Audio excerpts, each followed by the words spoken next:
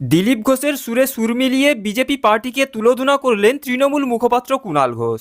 সাংবাদিক বৈঠক থেকে তৃণমূল মুখপাত্র কুণাল ঘোষ বিজেপি পার্টিকে সাইনবোর্ড এবং ভিজিটিং কার্ড পার্টি বলে আক্রমণ করলেন।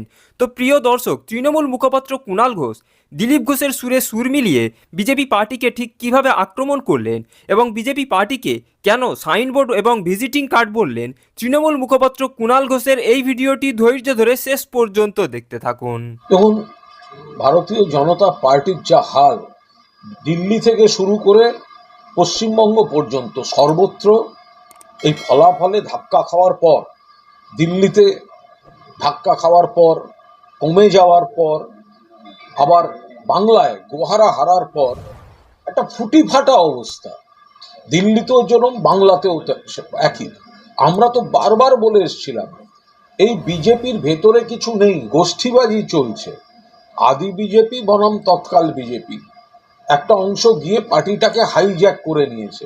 মানুষের সঙ্গে যোগাযোগ নেই, বাংলার কোনো উপকারে আসে না, শুধুমাত্র মিডিয়া, সোশ্যাল মিডিয়ায় ভেসে থেকে এদের রাজনীতি, কুৎসার রাজনীতি, প্রতিহিংসার রাজনীতি, এজেন্সির রাজনীতি।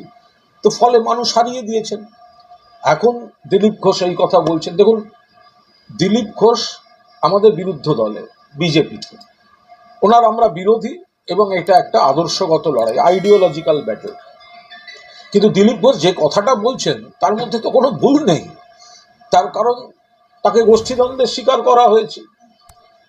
একজন সাংসদ 5 বছর একটা কেন্দ্রে থাকলেন, তারপরে গোষ্ঠীদ্বন্দ্বের কারণে তার প্রবল অনিচ্ছায় তাকে সরিয়ে আর একটা জায়গায় পাঠিয়ে দেওয়া হলো। সেই জায়গাটাতে তিনি হারলেন, তার পুরনো জায়গাও হেরে গেল। এতে তৃণমূলের আমরা খুবই আনন্দিত। তো বিজেপির মধ্যে এখন এই কাদা ছুড়ি হবে তো স্বাভাবিক। একের পর এক বিজেপি নেতারা আমরা দেখতে পাচ্ছি তারা এখন সব বলছেন। তো এই বিলম্বিত বোধোদয় কেন?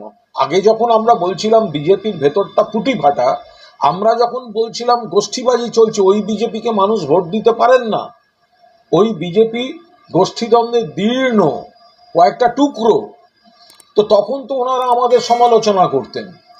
তো এখন সব বিজেপির যা যা সব ভেতর থেকে এক একজনের বক্তব্য শোনা যাচ্ছে, তাতে প্রমাণিত হচ্ছে যে রাজ্য বিজেপি ওটা সাইনবোর্ডও নয়, ওটা ভিজিটিং কার্ডে পরিণত হয়েছে।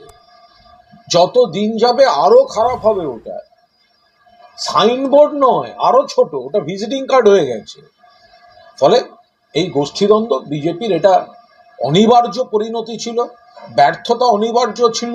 আর ব্যর্থতা হলেই কাদা ছোঁড়াছুড়িটা শুরু হবে, এই গোষ্ঠীবাজি নগ্নভাবে প্রকাশ্যে চলে আসবে। এ তো স্বাভাবিক ছিল। তৃণমূল তো এটা গোড়ার থেকে প্রকাশ্যে বলে এসেছে।